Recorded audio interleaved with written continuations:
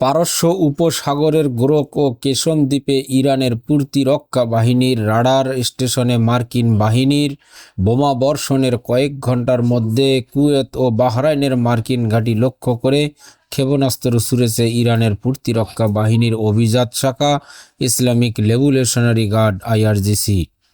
আইআরজিসির সঙ্গে সংশ্লিষ্ট ইরানি সংবাদ মাধ্যম তাসনিম নিউজ এবং যুক্তরাষ্ট্রের প্রতিরক্ষা বাহিনীর কেন্দ্রীয় কমান্ড সেন্টকম পৃথকভাবে নিশ্চিত করেছে তথ্য। আইআরজিসির বরাত দিয়ে তাসনিম নিউজের প্রতিবেদনে বলা হয়েছে, শনিবার ভোরে মধ্যপ্রাচ্য অঞ্চলে শত্রুদের ঘাঁটি লক্ষ্য করে অ্যারোস্পেস ক্ষেপণাস্ত্র ছুড়েছে ইরানের প্রতিরক্ষা বাহিনী।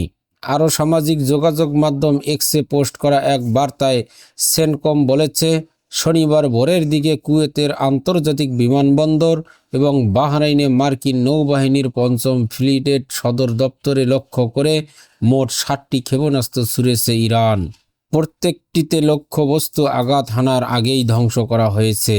গতকাল শুক্রবার বাংলাদেশ সময় মধ্যরাতের দিকে হরমুজ প্রণালীর দিকে ধেয়ে আসা ৪টি ইরানি ওয়ান ওয়ে অ্যাটাক ড্রোন ভূপাতিত করার পর সম্ভাব্য পরবর্তী হামলা রুখতে গোরক ও কেশম দ্বীপে ইরানের উপকূলীয় রাডার স্টেশনগুলোতে হামলা চালায় সেন্টকম।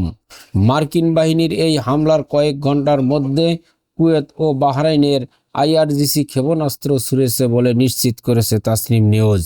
ইরানের পরমাণু প্রকল্প নিয়ে মত বিরোধের জেরে গত ২৮ ফেব্রুয়ারি দেশটিতে সামরিক অভিযান অপারেশন এপিকে ফিউরি শুরু করে যুক্তরাষ্ট্র এবং টানা ৪০ দিন ধরে সংঘাতের পর ২৮ এপ্রিল যুদ্ধবিরতি ঘোষণা করে। কাগজে কলমে সেই যুদ্ধবিরতি এখনও চললেও বাস্তবে তা চূড়ান্ত ভঙ্গুর অবস্থায় পৌঁছেছে। গত ২৮ মে থেকে প্রায় নিয়মিতই পরস্পরকে লক্ষ্য করে হামলা পরিচালনা করছে আইআরজিসি এবং সেন্টকম।